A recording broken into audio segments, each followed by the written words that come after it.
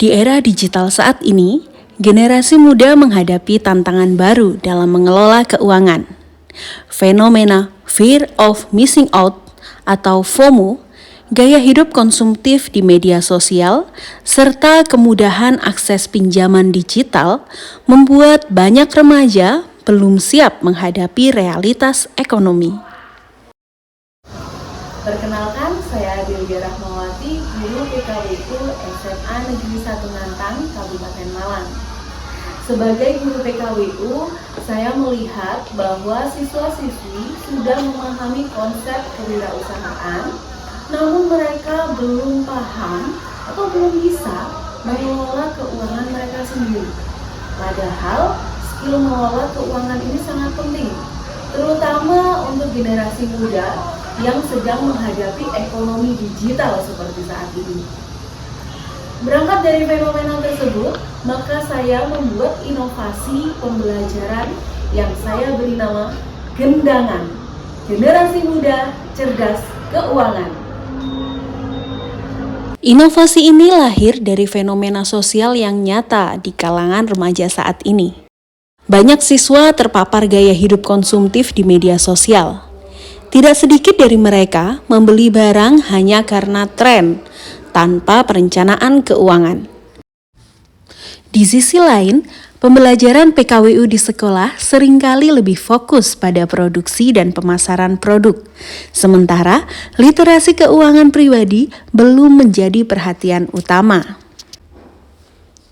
Padahal, sebelum menjadi wirausahawan, siswa perlu memiliki kemampuan dasar untuk mengelola uang secara bijak.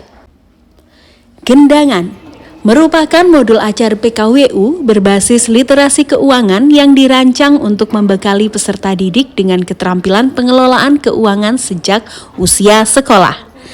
Keunikan inovasi ini adalah mengubah pembelajaran PKWU dari yang sebelumnya berorientasi pada produk usaha menjadi pembelajaran yang berfokus pada life skill keuangan nyata. Materi yang dikembangkan dalam inovasi Gendangan meliputi beberapa konsep dasar literasi keuangan.